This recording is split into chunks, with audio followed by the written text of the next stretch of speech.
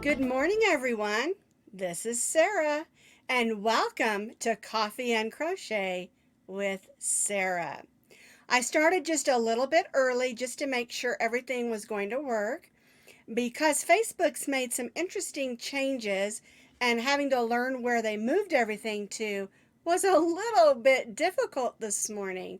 So if you do live videos on Facebook, make sure you check out the Creator Studio because they move some things around, okay?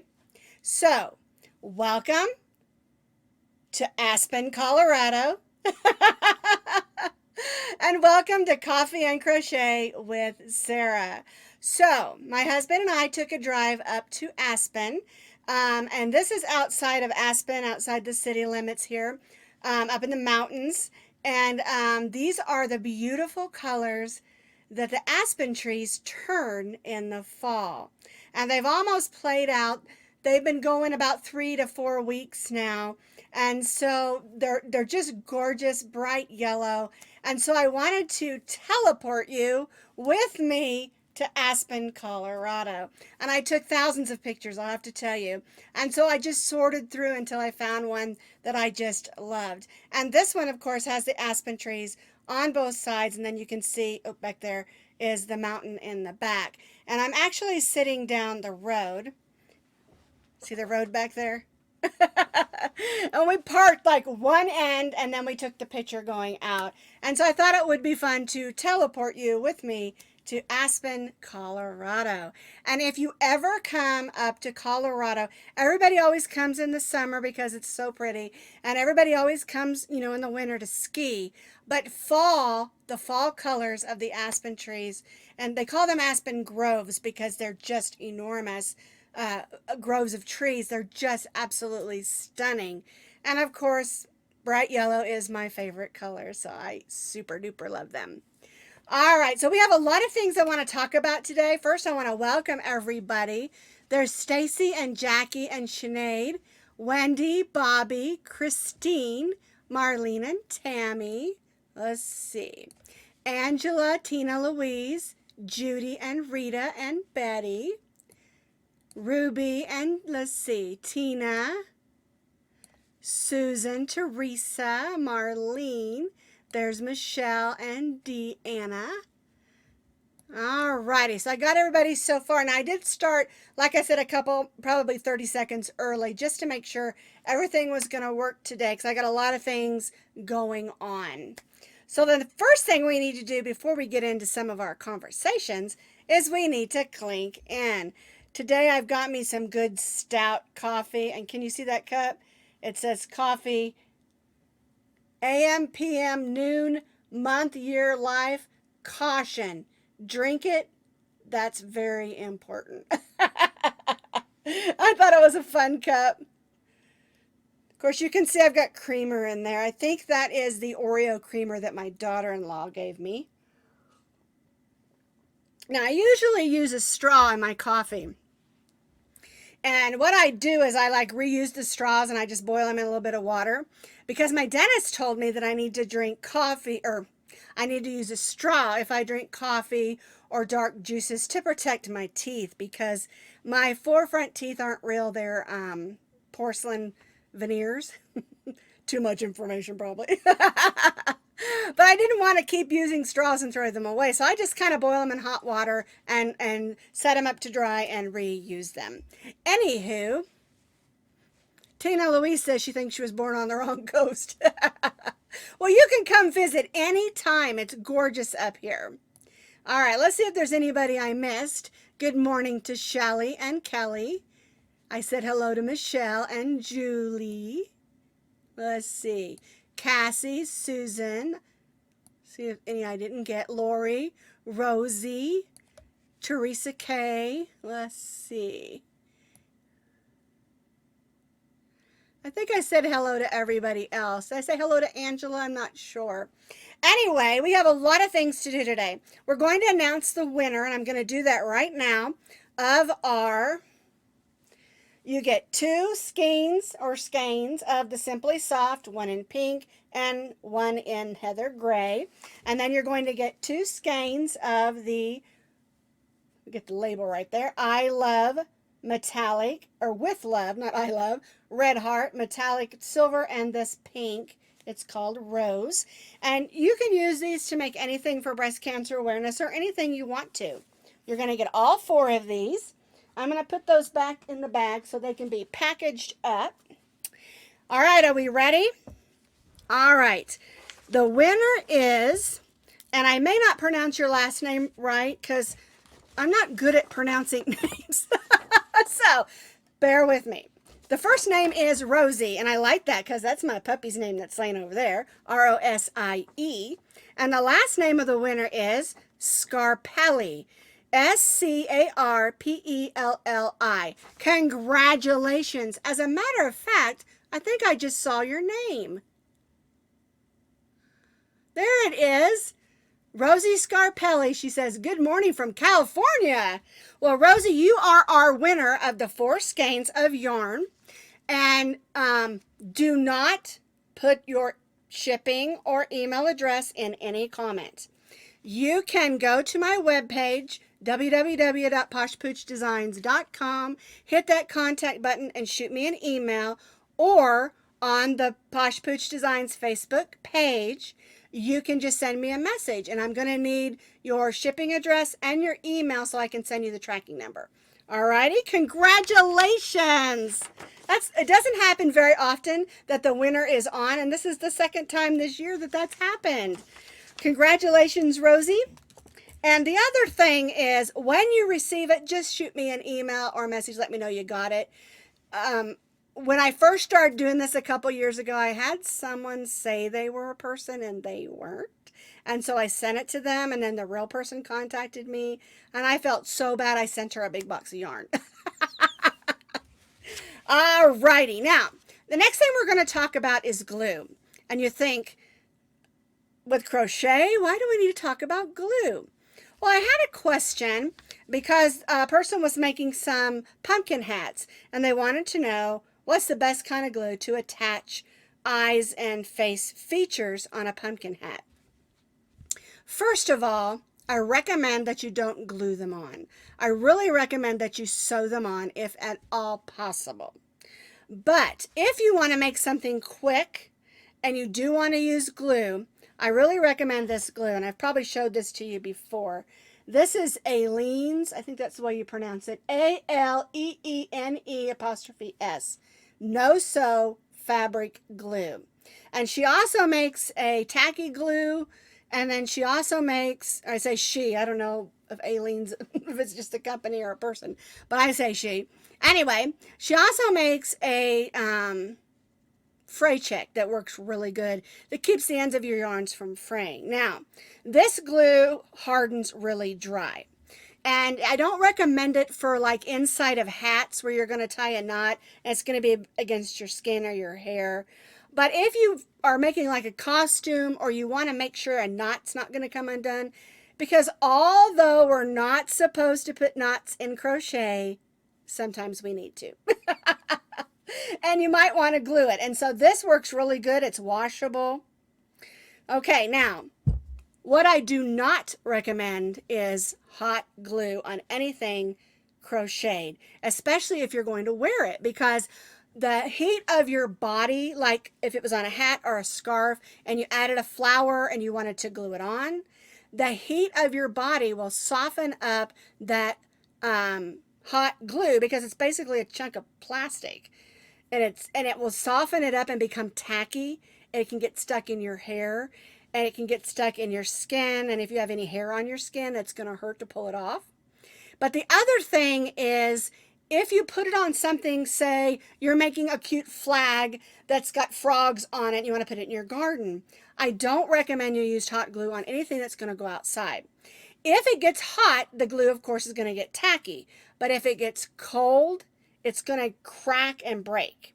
So keep that in mind when you're using hot glue.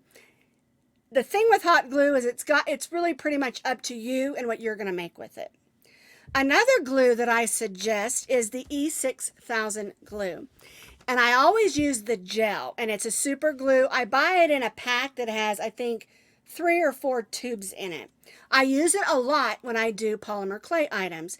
If I'm making a crochet hook and I'm going to put a polymer glue end on it, I'm going to put some of that E6000 on there and then slide that glue on there, or that end on there, and then bake it. Because the E6000 glue is a really good super glue.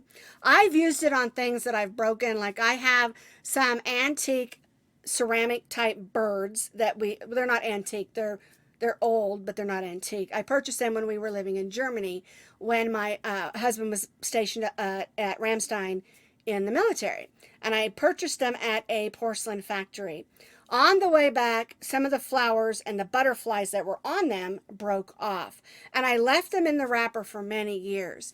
And then someone suggested, why don't you get some E6000, because you can glue them on. They're a gel and it holds really well. And so I did, and I've got them displayed downstairs in my dining room now. So E6000 is a really great glue, and it is good for holding things on. If you're going to make like say a Halloween costume and you want to add some horns or some strings or whatever, and they're just going to wear it the one time, go ahead. Use your E6000 or use your super glue. One thing to remember, a super glue attaches immediately. If you're going to use the E6000, it's going to take a little bit, and this takes about 20 minutes, sometimes up to an hour to dry. This does. So keep that in mind if you're going to use it. But this is my favorite glue to use when I do glue on fabrics or crochet items. Okay, so I get this question every now and then, and I got it a couple times this week because someone was making some Halloween costumes, and I super glue is like my best friend. I use it for lots of things, but I just don't want to use it with the crochet things because of how it reacts to heat and cold and also humidity. All right, so I wanted to answer that question.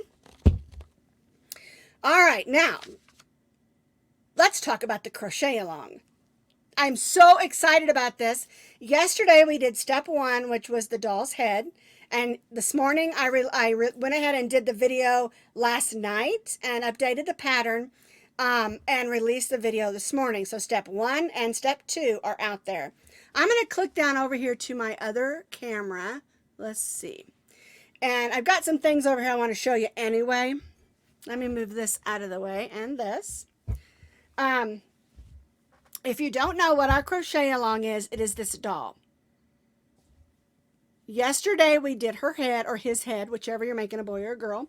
And then this morning or last night for today's video, we did the body, and I explained how to do both those parts. Tomorrow's video, we're going to make the arms. And we're also going to make this little circle that we put on the bottom of the baby doll. All right, and then on Thursday, we're going to make the bonnet. We're going to stuff the doll and put it all together and finish it up on Thursday. Then on Friday, we're going to make the blanket, which is called, this is called Sweet Baby Doll. And then on Friday, I'm going to show you how to make the blanket that's called the Sweet Baby Doll blanket.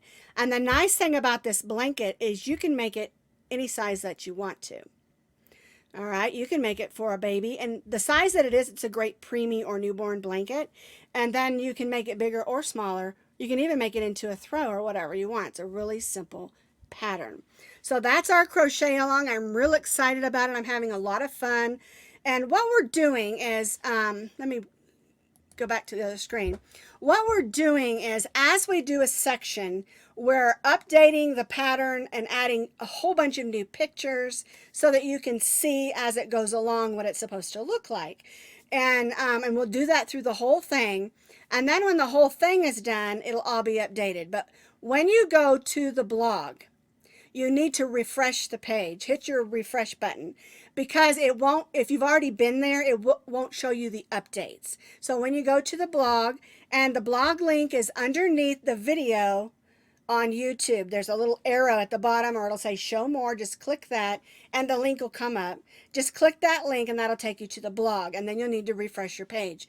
Because as I add each new update, you need to refresh it because it's going to bring up what you saw last.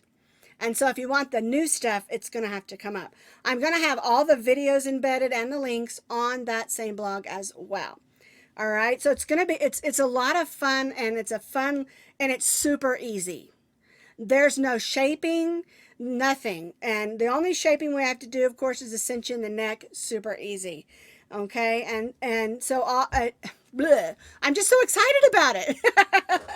If you go to the blog or to YouTube, I added a playlist that says Winter Crochet Along, Sweet Baby Doll Crochet Along, and then it'll have the steps in there. And as I add each video, they'll be there as well. All right, so that's super exciting. I want to show you one more thing. Let's go back over to that top camera. Let me move Sweet Baby Doll out of the way. I want to show you this. This is a cocoon that we made for our dogs. This one, of course, hasn't been used, but the pattern itself is out there. There is a video, and it's two sizes, and the small one fits the Sweet Baby Doll perfectly. Isn't that sweet? And you could probably add some handles on that without any problem. The pattern is already out there. It's called the dog bed cocoon. So I thought I'd let you know about that. If you're making this for a gift for a little boy or girl, you can always make a little cocoon for them to put their baby in. And so I wanted to show you that as well. Alrighty, so that's our crochet along. And I'm going to link all the patterns together so you can find them. When you're on YouTube, if you look up in the corner, up like right up in here, there'll be a little thing that comes across, and then you can just click that, and it's a link that will take you to the different steps of the doll. And then I'll also put for the cocoon and for the blanket, and have them all cross each other so that you can find them all. And then also, I'm going to put them all in the playlist on YouTube. You can just go to my playlist and click on Sweet Baby Doll Crochet Along. So I want to try to make it as easy as possible. Let me grab a quick swig of coffee here. It's very dry here. I've had to turn my humidifier on at night because I just get so dry. All right, the other thing I want to show you is it's called the Fringed Boucle Cowl, and I'm going to put that on the other camera over there. And this is the cowl that we made. It's made out of homespun yarn. And a lot of people really, really hate homespun yarn. And so I designed this pattern so that you can see that it can really make something beautiful. And I love this. I love the way that it lays. I love the long fringe. And I had to put it over there because it's sort of a teal green. And when I wanted to hold it up to show it to you, it kind of disappeared. But here's another one that I made a few years ago, and this is also homespun. And you can make the fringe as long as you want to, or you can make it short. And the way the pattern works, you can make it as long as you want, and you can also make it as deep as you want. So it's completely versatile to whatever you prefer. And the one that I showed you over there on the roaming camera, you can make that one with just one skein of homespun yarn. Now I don't know about the homespun cakes because I didn't purchase any because I've got plenty of the homespun in skeins, and so I didn't purchase any, so I don't know how many ounces are on the cakes. So you might want to you could probably Google it and find the difference, but you can make that whole scarf the size that I did, the one that's on the pattern and on the blog, with just one skein of homespun yarn. And it's a great way to make a wonderful gift because it's absolutely gorgeous. And I give you some hints and tricks on the video to help you learn how to crochet, because with the homespun yarn style yarns, they're called boucle yarns because they have the bumps, and they can be really tricky to work with. But I think once you make this scarf or this cowl, you're going to go, oh, that was a whole lot easier than I thought. And you know me, I like things where we work smarter, not harder, and that we make something beautiful, but it looks beautiful, but it was really easy to do. Okay? Well, because one of the things when I was first crocheting many years ago, probably over 40 years ago. Um, I would buy some yarn. I was 14, I think, 14 or 15. I would buy some yarn and some crochet hooks, and then I'd purchase a book because back then I bought everything at Kmart. You know, they had, I think it was the Kmart brand yarn, I can't remember. And then I would try to make these things, and they would be way over my skill level, and I would get frustrated. You know, I'd go back to the library because back then there was no Google, of course. And I lived at the library. I loved to read. I loved books. And I would go to the library and find all these crochet books and I would just copy them off. You know, I think for like a nickel or something, you could copy off. And I would just pour over those instructions. And, you know, back then, reading a pattern is a lot different than what it is today. It was all numbers and letters, and I wrote down, I would look through these descriptions and I would write it all out so that I could understand it. It was a lot of work in those days. So I hope when I write my patterns I make it a little bit easier for you than that. I guess I said all that to say this: don't let yourself get frustrated. If you're working on something that you can't figure out, contact the designer of the pattern or set it aside for a while. One thing we forget is that we all think differently. Some of us need more pictures, some of us need more videos, and some of us just need to learn a little bit more. We're just starting. And even if you've been crocheting for as long as I have, sometimes you still get mad and get frustrated, and that item needs to go in the naughty corner for a little bit. I have a tub over there. I call it my naughty tub.